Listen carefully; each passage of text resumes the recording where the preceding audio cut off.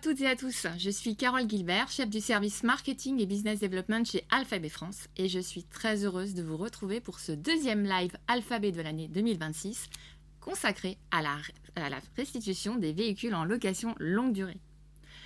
La restitution est un sujet et un moment clé dans la gestion de flotte qui peut parfois susciter des interrogations et des appréhensions.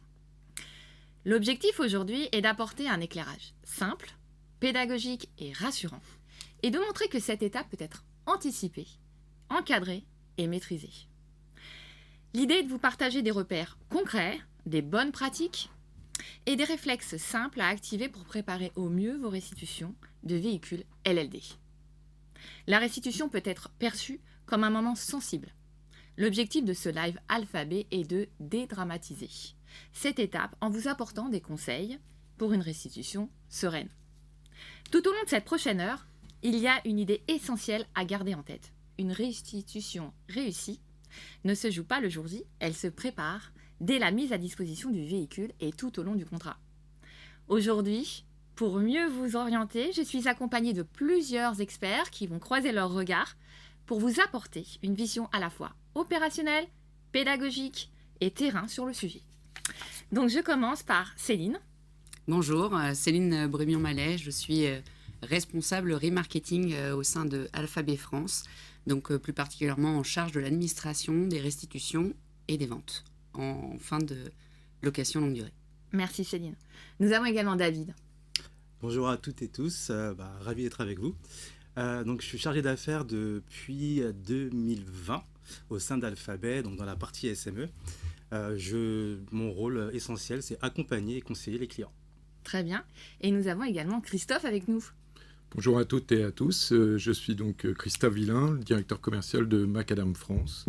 Donc Macadam France est une société d'inspection leader sur son marché en France. Nous réalisons à peu près entre 1500 à 2000 inspections de fin de contrat par jour, aidés en cela par nos 170 inspecteurs répartis sur l'ensemble du territoire. Merci, impressionnant. Merci pour cette présentation et avant de rentrer dans le vif du sujet, je voudrais vous représenter Alphabet France en quelques mots.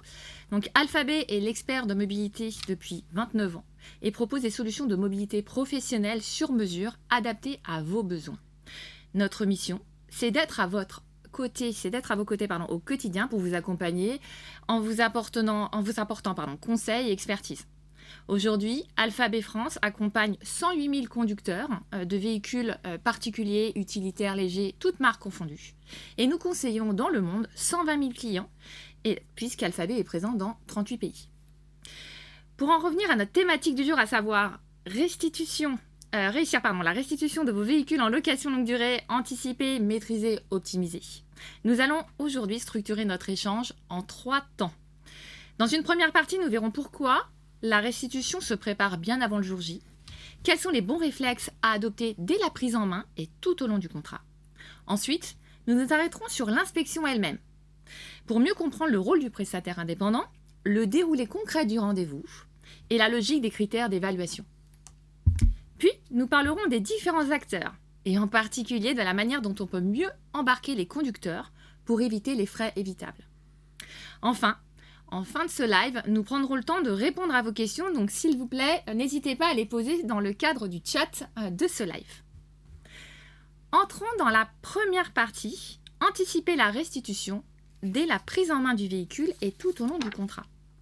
Céline, pourquoi dit-on que tout se joue dès la mise à disposition du véhicule et bien avant donc le jour J ? Parce que l'état du véhicule restitué, c'est le reflet direct de son utilisation pendant la période de location, de son usage au quotidien et de son suivi dans la durée. On ne corrige pas en quelques jours ce qui a été installé au fil du temps. C'est un véhicule qui a été peu ou pas entretenu. Ça se voit au moment de la restitution. Les dommages, si on ne les a pas traités et si le conducteur n'a pas été sensibilisé aux attentes de fin de contrat, c'est visible par l'inspecteur à la restitution. Et à l'inverse, quand le cadre est posé, dès le départ, si on limite les oublis, si on facilite l'adoption des bons réflexes, il faut donc, pour moi, c'est essentiel de repositionner donc la restitution comme un fil rouge du contrat dès la livraison. Très bien, merci. David, côté terrain, qu'est-ce que cela change quand le sujet est pris tôt, plus tôt qu'au moment du renouvellement en fait ? Comme ça a été dit, en fait, ce sujet il est abordé lors du renouvellement. Pour moi, c'est trop tard, D'accord. parce qu'il y a plein de levées qui sont déjà perdues. Donc, on a parlé du mot anticipé.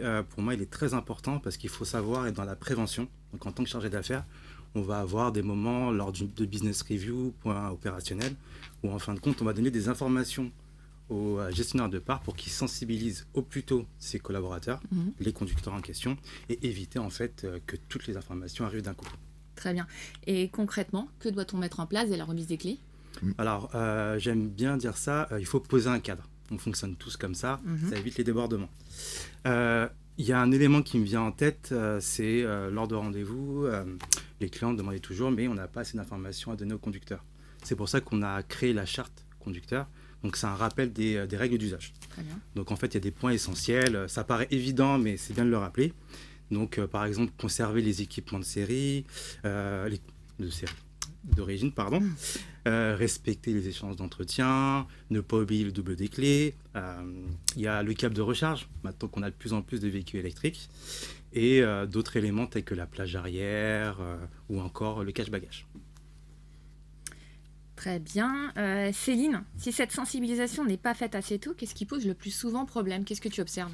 C'est des oublis simples et basiques. En fait, c'est, comme l'a dit David, c'est l'ensemble des documents et des accessoires qui ont été remis à la livraison qui sont absents le jour de la restitution, ainsi que des dommages qui ont été laissés en l'état et non réparés, des impacts sur pare-brise qui n'ont pas été traités alors qu'ils avaient été identifiés depuis longtemps. C'est pas effectivement quelques jours avant la restitution que les dommages ont été constatés. Et une partie des frais peut véritablement être évitée avec de l'information, avec une checklist, avec un suivi régulier, comme tu l'as dit, l'entretien, les respects des préconisations du constructeur, puisqu'en plus, pour la majeure partie des contrats en location longue durée, le client a souscrit la prestation, donc elle est déjà inclue dans ses loyers. Et évidemment, un minimum d'anticipation si des sinistres ont été constatés, déclarés, qu'ils soient effectivement réparés. Noté. Christophe, est-ce que tu es d'accord avec ce constat et est-ce que tes équipes l'observent au quotidien? Oui, tout à fait. En fait, certains conducteurs, au moment de la restitution, sont de plus en plus informés désormais sur les conditions et les usages de restitution des véhicules. Donc certains gestionnaires de flotte mettent en place un suivi périodique avec des inspections intermédiaires, ce qui permet de renforcer le fait de veiller à un bon état général du parc et de limiter toute la bobologie qui va venir, en fin de contrat, générer des frais de remise en état. On le constate de plus en plus. Certains utilisent aussi, regardent parfaitement le guide de restitution en faisant une analyse du taux de sinistralité des conducteurs, puisque bien souvent il y a une corrélation entre les sinistres et forcément l'état général du véhicule en cours de restitution. Donc au-delà des préinspections intermédiaires et de l'analyse des constats qui arrivent avec les différents sinistres, certains aussi souscrivent des programmes télématiques pour aussi surveiller, entre guillemets, un peu les accélérations un peu brutales, les comportements à risque, pour justement renforcer auprès de ces conducteurs et vérifier que les utilisateurs les utilisent en bon père de famille. Très bien. David, est-ce que ce type d'approche préventive remonte aussi dans les échanges que tu peux avoir avec tes clients? Ah oui, alors de plus en plus, parce qu'encore comme on le disait, ça reste quand même une étape importante en fin de contrat, et surtout ne pas attendre la fin de contrat. Donc là, je le répète, c'est vraiment quelque chose qui doit être pris en amont. Alors moi, il y a deux typologies de clients sur lesquels, en fin de compte, j'apporte une attention particulière. Ça va être les gestionnaires qui ont une grosse flotte. Donc concrètement, gérer beaucoup de véhicules, c'est gérer beaucoup de personnes. Donc forcément, c'est plus compliqué de pouvoir suivre l'état du véhicule tout au long du contrat. Et après, on a un cas auquel on ne pense pas, les véhicules de service. Donc en fait, on a cette notion de multiconducteur. Donc en fait, le conducteur ne s'approprie pas le véhicule. Et donc forcément, dès qu'il y a des sinistres, on va dire qu'il est un peu plus souple et ne fait pas trop attention à ce qui pourrait découler en termes de coûts. Très bien. On voit bien que la majorité des situations potentiellement problématiques relèvent de vérifications simples, vous l'avez dit, de bon sens et d'un minimum de préparation. Une grande partie de la réussite se joue bien avant le rendez-vous de la restitution lui-même, en fait. Nous allons maintenant nous intéresser à une étape clé qui peut parfois être mal comprise, l'inspection. Au-delà de l'inspection elle-même, il est important de rappeler que la restitution est un acte juridique. La restitution ne correspond pas seulement à un contrôle visuel du véhicule, elle marque aussi la fin du contrat et le transfert de responsabilité du véhicule. C'est donc une étape importante, à la fois sur le plan opérationnel et sur le plan juridique, ce qui renforce encore plus l'intérêt de bien la préparer. Christophe, peux-tu nous expliquer concrètement quel est le rôle du prestataire indépendant lors de l'inspection ? En fait, il est important de rappeler que l'indépendance de la société d'inspection qui va faire l'état des lieux des véhicules, d'abord, ça permet une certaine neutralité, puisque nous ne sommes pas propriétaires des véhicules, d'être impartial et de suivre simplement le relevé des dommages qui nous ont été demandés de faire au travers du guide de restitution, donc de relever les dommages acceptables et non acceptables. Il n'y a aucun intérêt pour notre entreprise, aucun avantage à détecter des faux dommages. L'inspection reste neutre et c'est la simple et pure application du guide de restitution, ni plus ni moins. Très bien. Céline, pourquoi est-ce important de rappeler ce cadre très clairement aux clients et aux conducteurs ? Parce qu'une partie des inquiétudes vient d'un manque de visibilité sur le rôle de chacun, le loueur, la société d'inspection, le gestionnaire de flotte et le conducteur. Et quand on explique en amont que l'inspection, elle repose, comme tu l'as dit, Christophe, sur un référentiel en toute transparence, qu'il est réalisé par un tiers indépendant neutre, qu'elle ne répond pas à une logique commerciale, on aide à dédramatiser cette étape. Et ça permet aussi de repositionner en fait l'inspection à sa juste place, non pas comme un moment de sanction, mais comme une étape de constat dans la cycle de vie du véhicule. L'objectif, c'est effectivement de la restitution, c'est d'arrêter le contrat, comme tu l'as dit, Carole, le transfert de responsabilité, de fixer une date, de relever le kilométrage, pour voir si effectivement on est dans le respect du couple durée-kilométrage initial qui avait été fixé avec le commerce, et de faire le constat ou le relevé de dommages éventuels en fin de contrat. Très bien. Vous avez tous recensé et listé le guide de restitution et je tiens à vous rappeler, chers clients, que vous pouvez le retrouver dans le cadre, il est téléchargeable sur le portail 360, ce qui permet vraiment d'avoir toute la visibilité pour bien la préparer, cette fameuse restitution. Ok, pour l'instant, publicité sur notre portail 360. Maintenant, Christophe, comment se déroule concrètement une inspection ? Alors, nos applications chez Macadam sont calquées sur la définition même du cahier des charges. Donc on va passer en revue 4 étapes qui sont dictées par le loueur, propriétaire du véhicule. En premier lieu, il y a une partie administrative où Macadam va se charger de récupérer le certificat d'immatriculation, le double des clés, pour le renvoyer chez le loueur. Et va aussi collecter différents éléments, notamment si le programme d'entretien a été suivi parfaitement, puisque quasiment tous les contrats de location longue durée intègrent un programme de maintenance. Ce serait dommage de ne pas l'utiliser.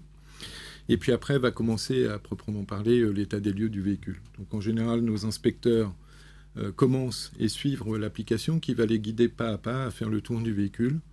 Donc ça commence par la partie extérieure du véhicule. Donc ils vont vérifier chaque élément en termes de carrosserie et peinture pour voir et détecter s'il y a éventuellement des bosses ou des rayures. Et puis ils vont par la suite aller au niveau de l'intérieur. On va le voir un petit peu après sur le slide suivant. Ils vont donc faire la partie intérieure, la partie pneumatique, bien entendu, l'usure des pneumatiques. Donc si on regarde en détail les principaux points de détail que vous voyez à l'écran, sur la partie extérieure, donc on n'oublie pas qu'au-delà de la carrosserie, ils vont vérifier l'état de la vitrerie, donc pare-brise, les optiques de phare.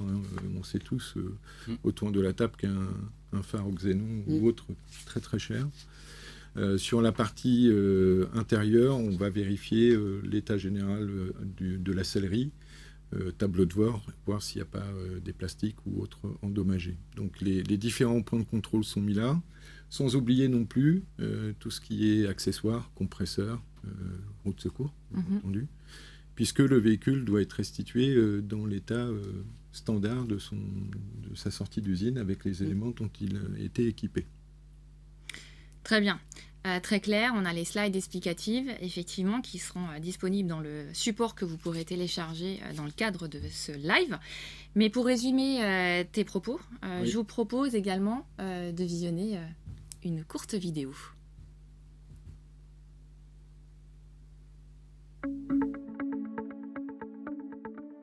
Le jour de la restitution, le conducteur se rend au rendez-vous pour l'inspection du véhicule. Cette étape marque la fin du contrat et le transfert de la garde juridique du véhicule. L'inspection est réalisée par un prestataire indépendant en présence du conducteur. Pneus, pare-brise, carrosserie, équipement, chaque élément est vérifié et documenté. Des photos sont prises afin de garantir un état des lieux objectif et transparent. Les éventuels dommages sont ensuite évalués selon un référentiel précis. Ce référentiel distingue l'usure normale liée à l'utilisation du véhicule des dommages susceptibles d'impacter sa valeur. L'ensemble des éléments est présenté au conducteur dans le rapport d'inspection. Bien préparée, la restitution est une étape simple et transparente. Chez Alphabet, nos équipes accompagnent les entreprises et leurs conducteurs à chaque étape du contrat pour garantir une expérience claire et sereine jusqu'à la restitution du véhicule.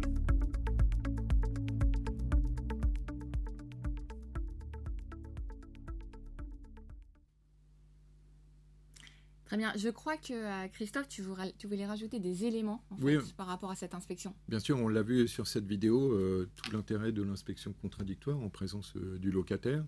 Donc à l'issue de l'inspection elle-même, le conducteur et le gestionnaire de parc vont recevoir le PV de restitution où seront mentionnées les mentions légales, comme on disait, le transfert de propriété du véhicule avec la date et l'heure et le lieu à laquelle le véhicule a été restitué, ce qui permet au gestionnaire ensuite d'arrêter son assurance et de bien prouver qu'il y a eu un transfert de la garde juridique du véhicule. Donc tous ces éléments sont passés ici. Une inspection, on ne l'avait peut-être pas mentionné, effectivement ça dure à peu près entre 30 à 45 minutes. Et à l'issue de l'inspection, nos inspecteurs présentent le relevé des dommages. Il ne faut pas oublier que certains dommages sont dits acceptables, on en parlera un peu plus tard, et ne donnent pas lieu à facturation, mais sinon après on évoque les différents points qui ont été relevés. On est en mode contractuel, donc là, si jamais il y avait une discussion avec le client locataire, le véhicule est toujours présent. Ça permet, le cas échéant, si besoin, de remonter une réserve ou autre si la personne n'est pas d'accord avec ce relevé. Tu parlais justement de présence. David, pourquoi la présence du conducteur lors de l'inspection est-elle importante et en quoi ce rendez-vous constitue-t-il un moment clé de la restitution ? Alors il y a des mots qui ont été évoqués, deux qui résonnent en moi, c'est la partie sanction. Donc il ne faut pas que le conducteur voit cela comme une sanction. Il ne faut pas qu'il ait aussi le sentiment qu'il va y avoir une facturation abusive. C'est un peu ce qui remonte le plus souvent. Donc en fait, le fait d'avoir un rendez-vous avec l'expert, on se dit que c'est un moment de transparence, donc ça leur permet d'interagir ensemble, d'avoir un échange direct. Et en fait, derrière, on voit un peu ce système de pédagogie. Donc en fait, par exemple, pour un conducteur pour lequel c'est une première restitution, ça lui permet d'appréhender plus facilement la prochaine. Donc savoir ce qu'il ne faut pas oublier, les points d'attention, une réparation ou quoi que ce soit. Donc tout de suite, c'est vrai qu'il repart avec son nouveau véhicule, dans le meilleur des cas. Mais c'est vrai que ça lui permet de partir un peu plus avec de nouvelles notions et surtout avec l'esprit libre. On parlait de transfert de responsabilité, de propriété. En fait, pour un client, savoir que ce contrat s'arrête le jour même où le véhicule est restitué, avec tous les éléments bien sûr, c'est vrai que ça soulage et ça décharge pas mal de nos clients et encore indirectement les conducteurs. Très bien. Et ce déroulé est-il toujours bien compris côté client et conducteur ? Alors, pas systématiquement. D'accord. Parce que quand je parlais de business review, donc de rendez-vous, c'est un sujet qui revient, qui parfois revient dans les alertes. Donc c'est vrai qu'il faut l'aborder, c'est important. C'est pour ça que le webinaire, pour moi, est très très important. On aborde plein de sujets, mais celui-ci, le sujet d'aujourd'hui, c'est les restitutions. Donc je trouve très très important. On a évoqué plusieurs fois le guide de restitution. Donc pour moi, c'est un autre élément. Donc c'est quelque chose qui est donné en début de contrat, mais qui devrait pour moi être donné à plusieurs moments du contrat, à rappeler en tout cas. Comme je disais, il y a des rappels sur comment restituer son véhicule, quels éléments vont être facturés ou non. Et ça enlève toute cette notion d'impro, c'est impressionnant, je vais passer à un moment très, très compliqué. Et tout de suite, ça, voilà, encore une fois, c'est cette question de je repars soulagé. Donc le guide de restitution téléchargeable sur le portail 360. On parle aussi d'accompagnement des conducteurs. On a aussi le guide du conducteur qui est disponible sur cette même plateforme et qui permet en fait de pousser les informations et la bonne pédagogie auprès des conducteurs également. Après, on peut retrouver aussi le PV de restitution sur le portail. Exactement. Christophe, comment distingues-tu un dommage acceptable d'un dommage non acceptable?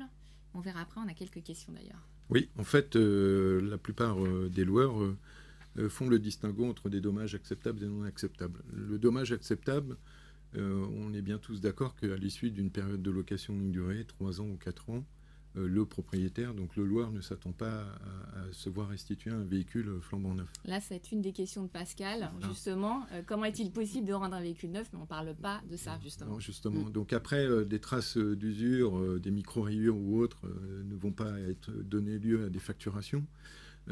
Par contre, les éléments qui sont dits non acceptables, donc qui sont, pour chacun des loueurs, clairement définis dans le guide de restitution, ce sont tout ce qui est lié à des sinistres ou qui vont avoir un impact sur le véhicule en lui-même lors de sa revente. Donc sinistres, bris de glace, carrosserie endommagée suite à une collision font partie des éléments.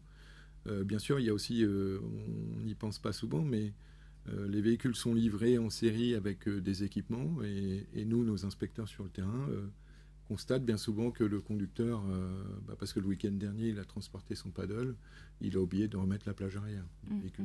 Et donc la plage arrière est manquante. On a eu aussi des clients, même si c'est plus vraiment la période des monospaces, mais qui avaient des véhicules en 7 places et qui oubliaient de ramener le 6e ou 7e siège. Donc voilà. Donc il y a en moyenne, il faut savoir quand même sur les rapports d'inspection qu'on fait au quotidien, sur les véhicules, entre 2 à 3, parfois 5 dommages qui sont relevés, puisque notre rôle demandé par le loueur est de relever les dommages et de faire figurer s'ils sont acceptables ou non par rapport à la norme qu'ils ont définie. Très bien. On parlait de top dommages. Oui, en fait, les dommages, je crois qu'on a une présentation avec une distinction entre les VP et les VU qui arrive un petit peu plus tard, je crois, sur les écrans, ou à moins que vous la voyez. En tout cas, sur les VP, véhicules utilitaires, les parties qu'on retrouve le plus souvent en termes de dommages sont les portes avant, d'accord, parce que c'est là où les utilisateurs les utilisent, donc ils sont souvent les plus endommagés. Bien sûr, après, les dommages extérieurs sont principalement liés à toutes les phases de stationnement. Donc les dommages qu'on retrouve le plus souvent sont bien entendu les pare-chocs avant et pare-chocs arrière. Et puis aussi, pour les stationnements le long d'un trottoir, la dégradation des jantes. Donc là, c'est purement lié effectivement à l'habileté à garer son véhicule, parce que ces deux postes, ces deux éléments de carrosserie à eux deux, vous le voyez sur vos écrans, sont quand même presque un tiers des dommages. Après, il y a aussi beaucoup de dommages intérieurs, un petit peu plus sur les véhicules utilitaires, parce que c'est lié à l'utilisation et le cadre d'usage du véhicule.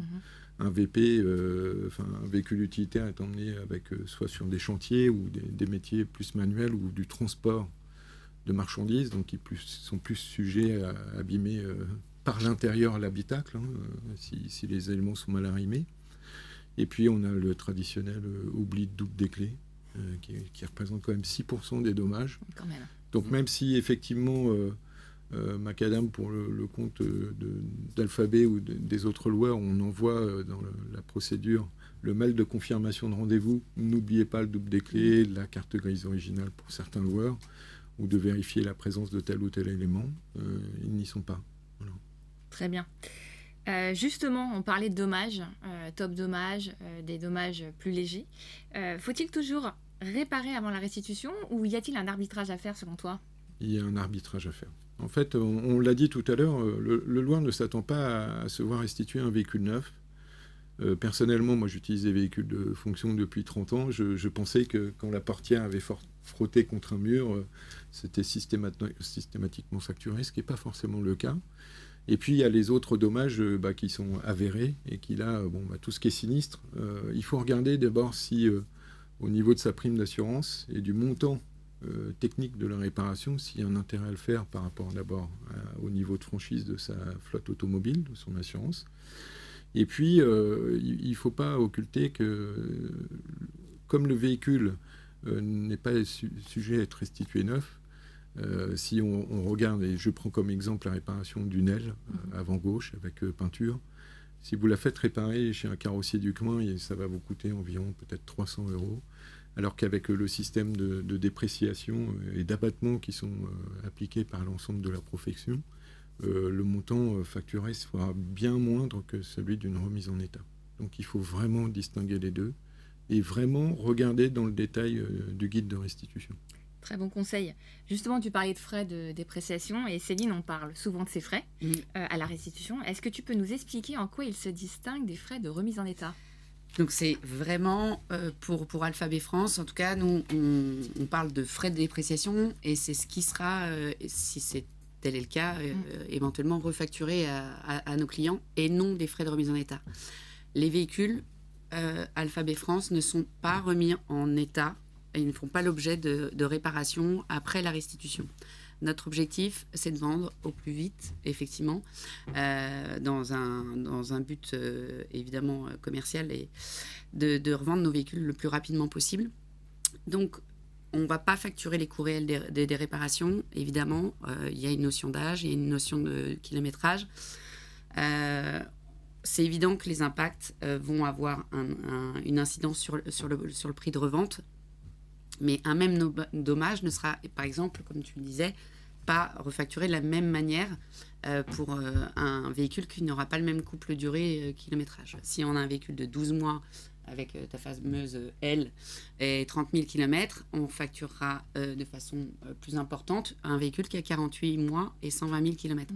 Il y a une grille d'abattement qui tient compte de cet âge et de ce kilométrage. Et ces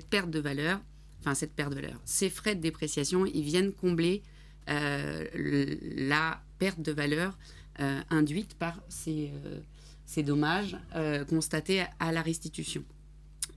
Et ce mécanisme, au final, fait partie intégrante de notre environnement. On a fait un calcul de la valeur potentielle de revente à la fin du contrat. Si tel n'est pas le cas, on n'est plus en mesure de maintenir nos loyers compétitifs.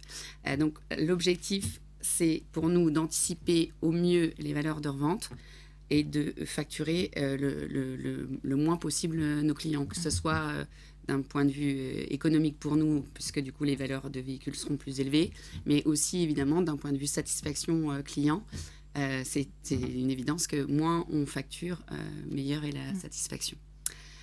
Donc, on a des abattements, on a une grille de dépréciation. Ce sont des éléments qui sont transparents, qui sont indiqués dans nos guides de restitution et qui sont aussi potentiellement encadrés par le contrat et par le syndicat national des loueurs. Très bien. En fait, tu as, par ta réponse, par ton explication, répondu à une question de Jérôme, justement, qui parlait en fonction des différents kilométrages, un véhicule à 60 000 et un véhicule à 160 000, oui. Justement, l'état de restitution et l'appréciation. Et oui. Justement, tout est expliqué par rapport à cet abattement, cette grille de dépréciation, qu'on retrouve donc dans le guide de restitution. Très bien expliqué. Donc voilà, ça c'était la question de Jérôme. Céline, est-ce que cette notion d'usage normal justement est un sujet d'incompréhension côté client ? Je pense que oui. Tu peux nous expliquer et développer ? On a Christophe qui nous détaille effectivement le rôle au quotidien des inspecteurs qui réalisent, je ne me rappelle plus du volume de restitution que vous avez fait sur 2025. Pour nous, chez nous, en France, totalité, 450 000. Voilà, 450 000. Pour Alphabet France, c'est entre 25 et 30 000 restitutions à l'année. Pour le gestionnaire de flotte, ça peut être potentiellement en fonction de sa taille, de quelques unités à quelques centaines, voire quelques milliers. Et notre conducteur, lui, en fait, il a normalement utilisé un seul véhicule pendant 3 ans. Donc c'est vrai que sa neutralité sur l'état de son véhicule, elle est plus ou moins objective. Donc c'est tout l'intérêt aussi d'avoir ces inspections contradictoires pour que l'inspecteur puisse lui mettre aussi en lumière les dommages qu'on considère comme étant acceptables, non acceptables, et ce qu'on peut considérer comme une trace anodine sur notre véhicule l'est pas forcément pour le loueur et pour l'éventuel acheteur, d'où l'importance aussi de faire le relevé des dommages acceptables, qu'il y ait véritablement une transparence aussi sur nos produits à la revente. Du coup, la pédagogie, elle est essentielle, on en a reparlé. Il faut effectivement s'appuyer sur le guide de restitution, en prendre connaissance et vérifier effectivement ce qui relève d'une usure normale et ce qui ne le relève pas. Et plus on évite les incompréhensions au moment du rendez-vous avec l'échange avec l'inspecteur et ou avec la réception de la facturation, si tel est le cas. Très bien. Donc merci pour ces explications. On voit bien que comprendre le rôle du prestataire, le déroulé de l'inspection et la logique des critères d'évaluation permet déjà de lever beaucoup d'interrogations et d'anxiété. Mais au fond, le levier principal reste l'humain. Ce sont les comportements et la coordination entre les différents acteurs qui font vraiment la différence. Donc pour cette troisième partie, la restitution n'est pas l'affaire d'un seul acteur. Elle mobilise le loueur, le gestionnaire de flotte, le conducteur, le prestataire indépendant, et chacun, on l'a vu, a un rôle spécifique. Ce qui fait la différence, c'est la façon dont ces rôles, finalement, s'articulent dans le temps. David, quels sont les conseils à partager avec nos clients pour faire en sorte que les conducteurs s'approprient réellement le sujet ? Alors, moi, le levier essentiel, c'est la communication. Donc, on se doit d'apporter le plus d'informations au gestionnaire pour qu'après, derrière, ça puisse découler directement sur les conducteurs. Donc, il faut que ce soit une communication simple, qui soit assez régulière. Après, je ne dis pas d'envoyer un mail avec énormément d'informations en s'attendant en disant bonne lecture et en se disant que tout le monde va lire de la première lettre jusqu'à la dernière. Non, ce n'est pas vraiment ça. C'est vraiment à des moments clés, en début de contrat, pendant l'utilisation, et surtout quelques temps avant la restitution. Pour revenir sur cette partie-là, quelques temps avant la restitution, plutôt quelques semaines avant la restitution, je préconise, en tout cas ma best practice, c'est d'envoyer une checklist. Donc qu'est-ce qu'une checklist ? C'est un peu rappeler en fin de compte tous les éléments, tous les points à vérifier pour éviter les oublis, tous les éléments liés à la propreté du véhicule, que les entretiens soient bien effectués, que chacun puisse récupérer ses équipements, parce que parfois on retrouve des lunettes, on retrouve plein de choses de valeur. Voilà, donc c'est vrai que c'est toujours embêtant. Et surtout, en donner au conducteur, le sensibiliser, on en a parlé, mais lui apporter une responsabilité progressive, donc tout au long du contrat, du début jusqu'à la fin. Très bien, tu me parlais de checklist. J'aimerais bien qu'on ait un document clair et qu'on se liste tous les éléments clés de cette checklist. Est-ce que, David, tu peux commencer avec une première partie de cette liste ? Bien sûr. Alors, j'en ai déjà évoqué, mais après, ça paraît, comme je dis, ça paraît évident, mais c'est bien de le rappeler. Mais là, on a une slide pratique. Voilà, exactement. Alors, pour ma partie, c'est les réparations. Bon, s'assurer qu'elles soient bien effectuées. Alors, on ne rend pas un véhicule en panne. De toute façon, je pense que pour déplacer un véhicule en panne et le restituer, même si parfois ça arrive par bien un dépannage, ça paraît compliqué. Faut être à jour de ces entretiens. Si cela est nécessaire, que le contrôle technique soit bien effectué. Et enfin, ça c'est un sujet qui revient assez souvent, c'est la restitution des véhicules avec des pneus été au cas de saison. Donc c'est vrai que ça, c'est vraiment, vraiment un point d'attention parce que dans les frais évitables, c'est quelque chose qui revient assez souvent. Et je mets toujours un point d'honneur à dire faites attention parce que ça peut être facilement évité. Et enfin, alors, on n'y pense pas, même moi j'y pense pas, mais maintenant avec ce webinaire j'y penserai, aux données personnelles. C'est vrai qu'on met parfois toute notre vie, façon de parler, donc par le biais du téléphone dans le véhicule. Et c'est vrai que penser à supprimer ces données, c'est vraiment quelque chose d'important par rapport à la protection des données. Oui, c'est clair. Et Céline, tu veux compléter ?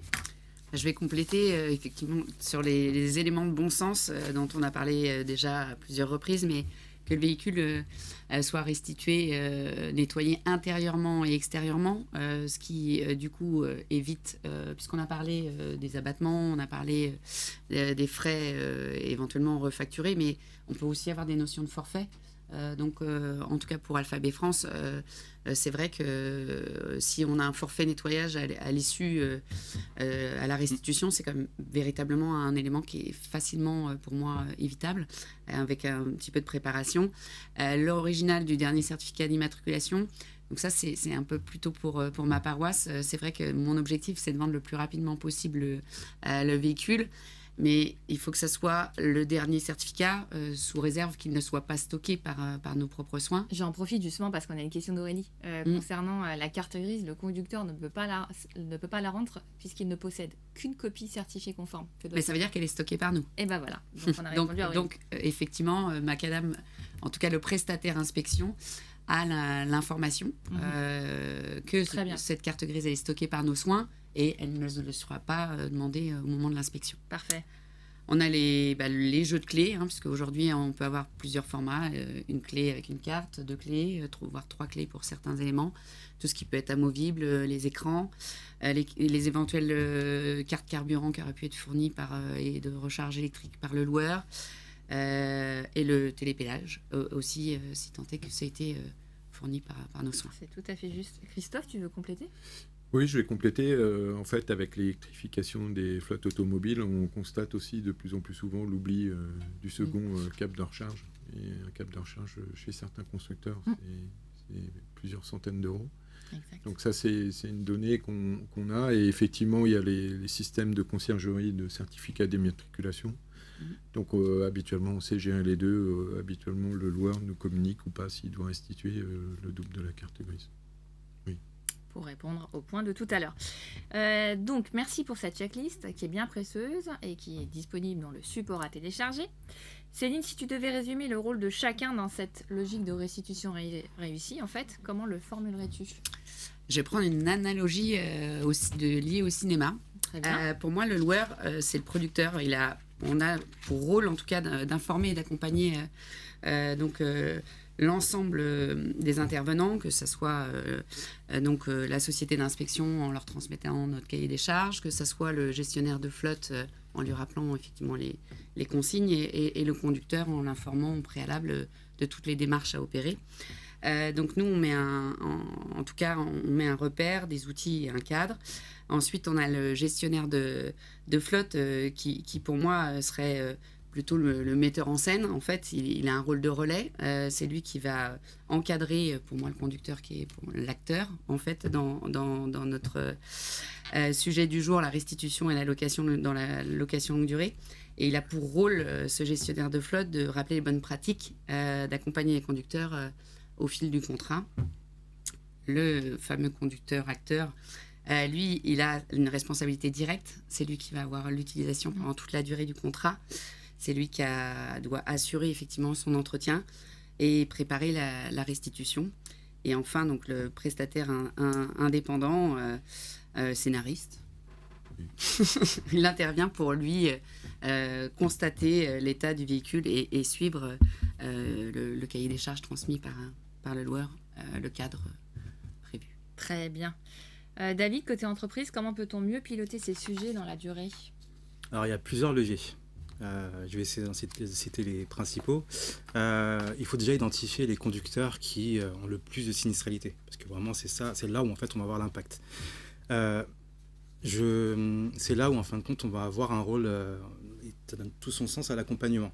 Donc on va amener des éléments factuels, un relevé de sinistralité pour que vraiment il y ait vraiment un focus sur ces conducteurs-là, et qu'au fur et à mesure en fait ces sinistralités qui vont avoir une répercussion sur la restitution, en fin de compte, s'amoindrissent avec le temps et avec les années.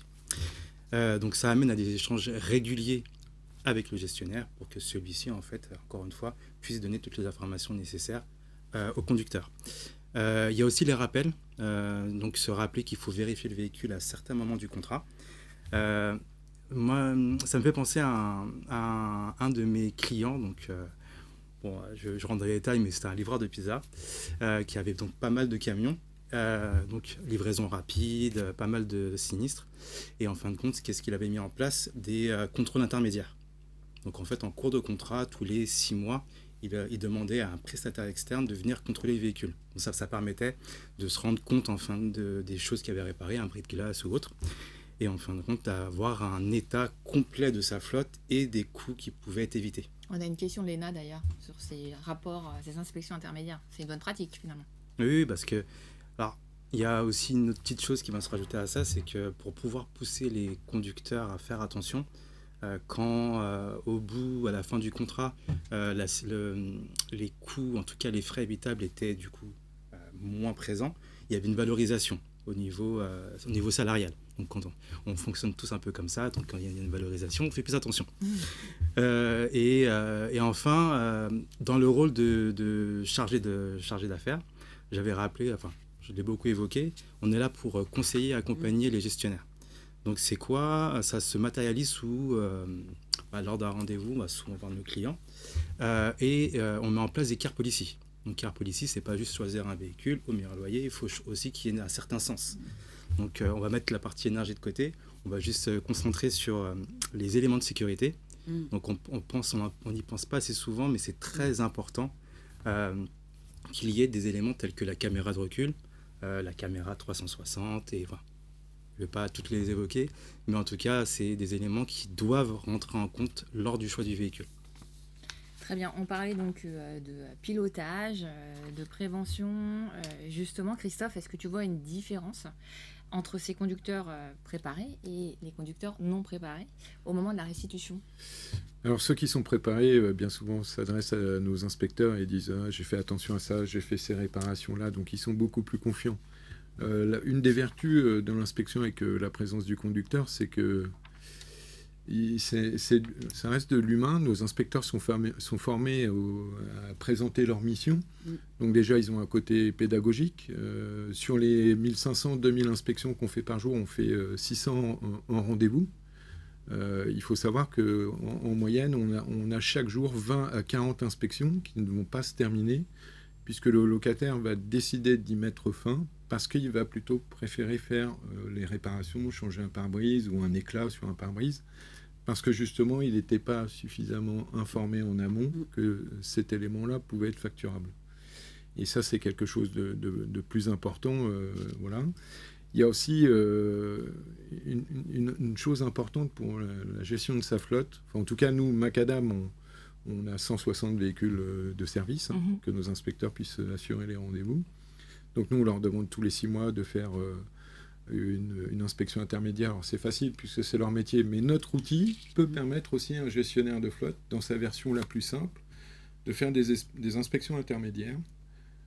Et ça, c'est extrêmement important puisque si un véhicule change de conducteur, autant dire que c'est toujours la faute du précédent conducteur. Et que nous, on le voit statistiquement, les véhicules qui sont en autopartage dans une même entreprise ont bien souvent, à l'issue de la période de location, plus de dommages que quelqu'un qui l'a eu de l'état neuf jusqu'à sa restitution. Clairement. Parce qu'il en porte la responsabilité. Donc, et puis, l'autre point aussi important, si on regarde juste un dommage. Effectivement, quand on restitue un véhicule, on ne s'attend pas à ce qu'il soit neuf, mais on s'attend à ce qu'il soit propre, intérieur, extérieur. Et le simple fait que quand le conducteur sait qu'il va avoir un état des lieux, comme quand on rend un appartement, et qu'il va être, donc son véhicule va être observé en sa présence, et ben il va faire en sorte de le nettoyer intérieur-extérieur.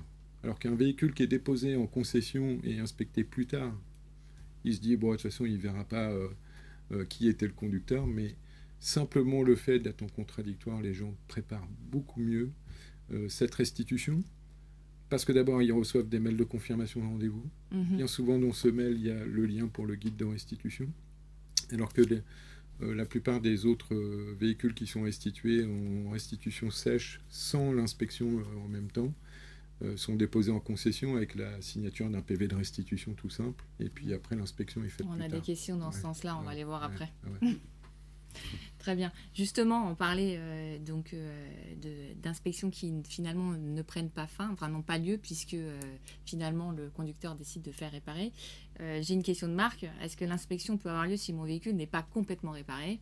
Non. Voilà. Non, parce qu'en fait, on a dit que l'inspection, elle était cadrée, normée, on a un rôle impartial, donc on va vérifier l'état du véhicule tel qu'il nous est présenté. C'est-à-dire que si je prends un exemple tout simple, le pare-brise qui est présent sur le véhicule est fissuré et il va être changé, et qu'à côté du véhicule, la concession dit, mais regardez, le nouveau pare-brise, il est encore dans son carton, on va le poser demain. Non, notre inspecteur, lui, tant que le pare-brise n'est pas posé sur le véhicule, il considère que le véhicule est avec un pare-brise endommagé. Donc, il y a aussi des inspections qui sont faites ou qui ne peuvent pas avoir lieu parce que le véhicule n'est pas encore sorti de carrosserie.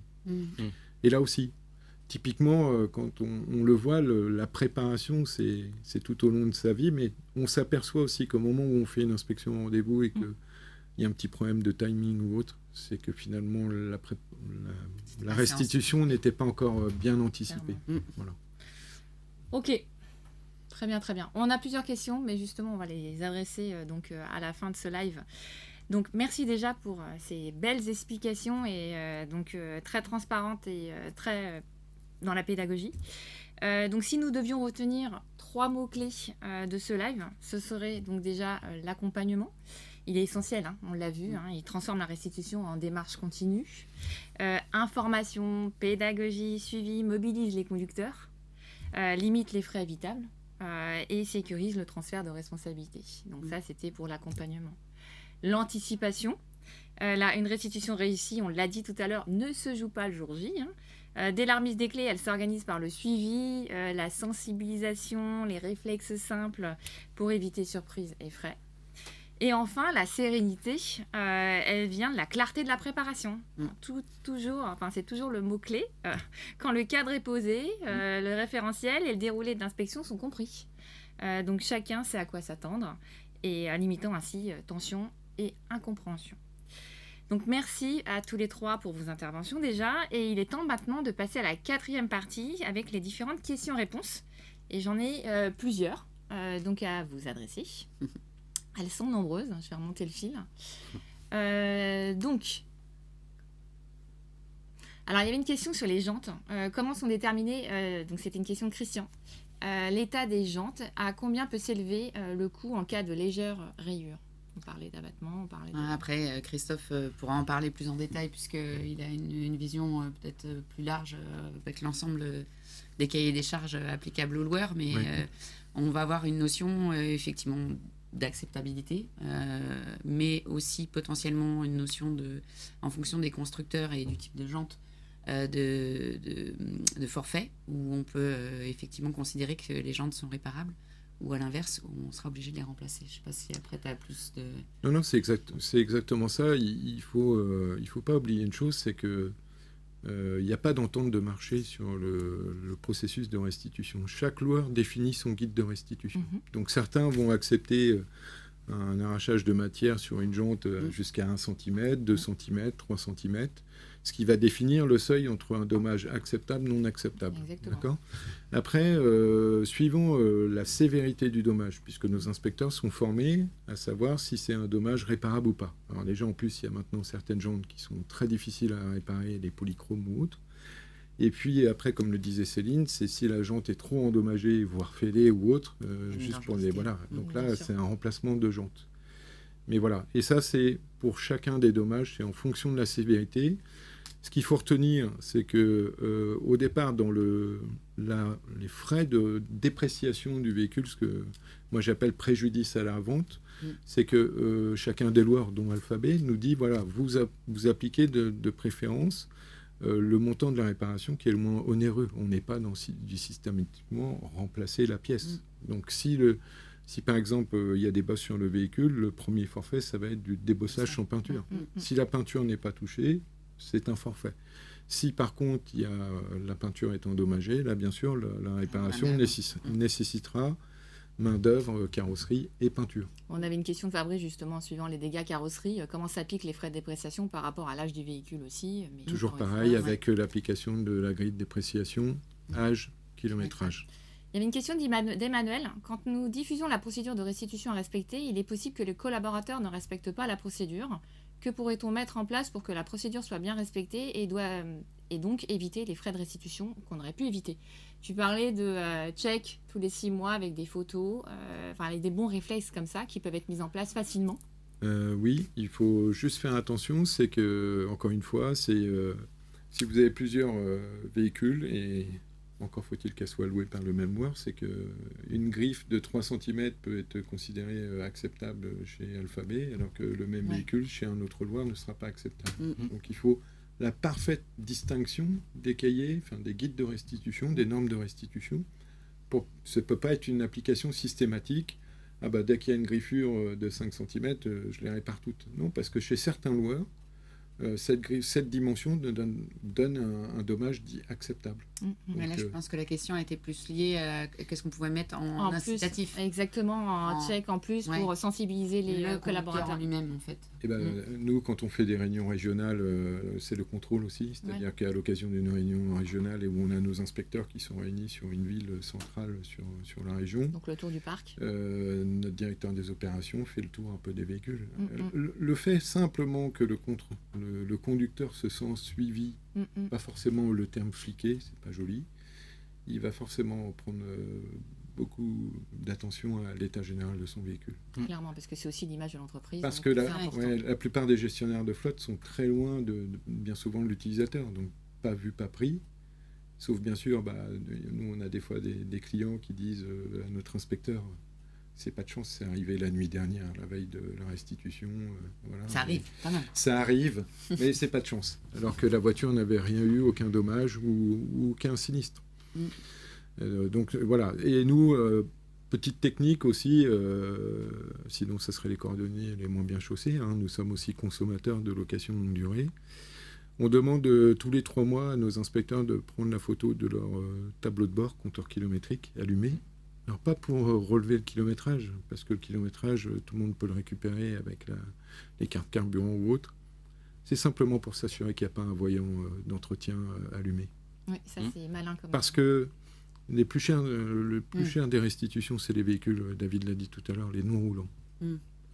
Et une casse moteur n'arrange jamais les affaires de personne. Donc les défauts d'entretien sont aussi très pénalisants. Pendant la durée du contrat. Surtout en plus parce que ça peut mettre en péril le bon fonctionnement de la garantie sur des éléments qui habituellement ont été pris en charge par le constructeur et qui là, parce que l'entretien a été fait en retard, peuvent se voir refuser. Ouais, ça c'est une réalité en termes de dépréciation des véhicules. On ne vend pas de la même façon un véhicule qui a été entretenu, respecté, puisqu'il va pouvoir y avoir adossé à la vente une garantie mécanique, pièces et main-d'œuvre. Ça c'est véritablement très important. Donc, c'est un plus et on l'a redit, tu l'as redit, David, ça fait une partie aujourd'hui intégrante des loyers. C'est-à-dire que c'est une prestation qui est facturée pendant toute la durée du contrat. Et comme si on souscrit les pneumatiques et qu'à la fin, il y a des pneus qui n'ont pas été utilisés, qu'ils sont en deçà du taux d'usure accepté, c'est vrai que c'est dommage, c'était facilement évitable. Très clair. Vous avez répondu tout à l'heure, en tout cas Christophe, tu as répondu. Est-ce que les dommages acceptables, non acceptables sont toujours les mêmes, quel que soit le loueur? Mais ça, c'est précisé aussi dans le site de restitution. C'est donc pas, ça dépend. Oui, ça dépend. En fait, nous, certains gestionnaires de flotte utilisent une version allégée de notre application où on peut, au travers de l'IA, en fait, même quelqu'un dont ce n'est pas le métier d'être inspecteur de véhicules en fin de contrat, va faire une série de photos. Ces photos sont envoyées sur les serveurs chez Macadam. Et l'IA fait une prédétection automatique des dommages. Donc, c'est-à-dire qu'elle va envoyer en disant avec des petits carrés rouges, je pense qu'il y a une bosse là. Et en fait, après, l'utilisateur, dont ce n'est pas le métier, va dire oui, c'est bien une bosse. Non, c'est une goutte d'eau qui est sur le pare-brise et pas un impact. Et après, ça va lui dire, par rapport à son cahier des charges, si c'est un dommage acceptable ou non acceptable. Très clair. Voilà. Mais nos inspecteurs, effectivement, sont amenés à avoir plusieurs véhicules dans la même journée, avec des cahiers des charges différents, mais nos applications savent le gérer. Voilà. On a une question de Mickaël. Lorsque l'on rend un véhicule avec un kilométrage bien inférieur à celui prévu dans le contrat, est-ce que c'est pris en compte? Oui, parce que comme n'importe quel contrat, il y a à la restitution. Alors, comme je dis, il y a deux façons de voir les choses. Qu'on soit en sous ou en surkilométrage en cours de contrat, pour une question de trésorerie, on peut revoir le contrat, on en cours de contrat. Alors je me répète, mais bon, c'est comme ça. Quand on rend le véhicule, le recalcul se refait automatiquement. Donc s'il y a un sous-kilométrage, forcément il y aura un remboursement, un avoir. Très bien. Est-ce qu'il est possible de racheter un véhicule directement à Alphabet au lieu de le restituer? Si oui, quelle est la procédure et en vaut-elle le coût? Oui, on n'a pas parlé de ces éléments-là. C'est une bonne question de Christian. Il est possible de racheter par le conducteur ou par un membre de sa famille le véhicule en cours de contrat ou en fin de contrat. Et il y a les informations qui sont disponibles sur le site et sur le portail avec l'ensemble des démarches à suivre. Et on fait effectivement une proposition de sortie de contrat à valeur marché. Donc, c'était pas l'objectif de la webinaire du jour, mais c'est vrai que du coup ça évite, sous réserve de l'accord comment on appelle ça, du client, de la société, d'avoir le passage à la restitution. Ok, très bien. On le sait, pour certains, la restitution se fait sans la présence du conducteur. Donc le premier rapport de restitution est régulièrement, de temps en temps réalisé par un garage, voire un convoyeur, et ensuite Macadam, seul de son côté. Et si la dégradation a lieu entre les deux inspections, que se passe-t-il? Ça, c'est une question de Jérôme.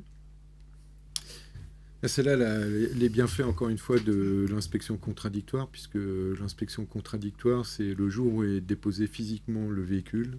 C'est égal à la journée même où l'inspection se réalise en présence du conducteur.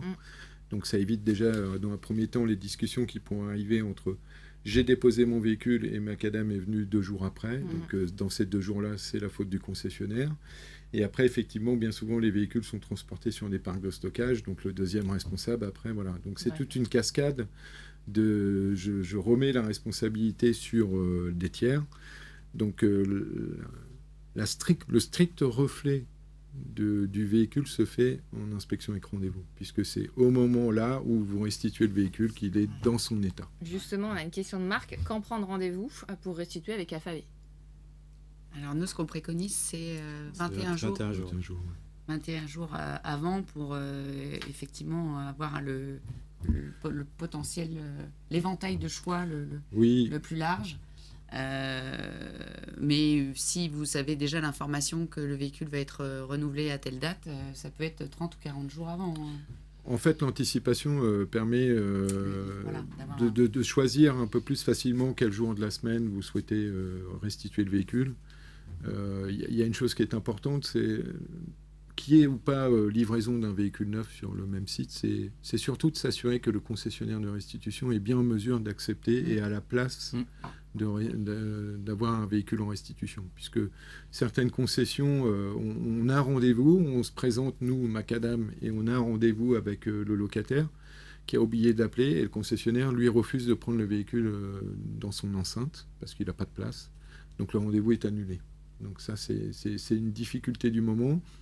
Et c'est assez fréquent dans les grandes agglomérations ou même sur Paris où il y a des concessions qui, de toute façon, décident qu'ils refusent toute la restitution. Tu le rappelles dans ton email.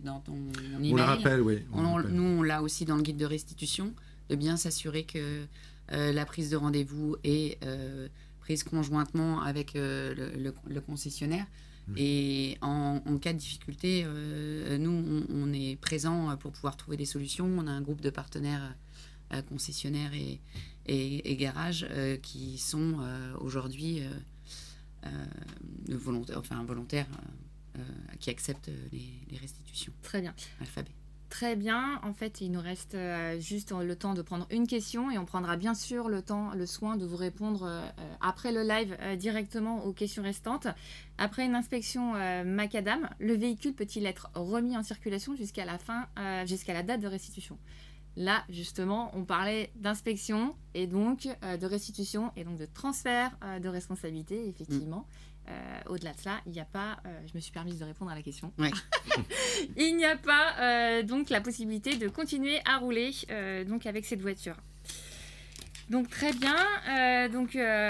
Toutes les autres questions, bien sûr, nous prendrons le soin de vous répondre directement. Mais pour conclure, donc merci à vous trois pour votre participation et vos explications. Donc on a bien compris qu'une restitution réussie est avant tout une restitution préparée. Donc lorsque l'on informe les conducteurs, que l'on suit le véhicule dans le temps, on l'a vu avec des bons exemples, des bonnes pratiques, que l'on comprend le rôle de chaque acteur et que l'on anticipe le point simple, cette étape peut être abordée de manière beaucoup plus sereine. Donc merci à toutes et à tous d'avoir assisté à ce live.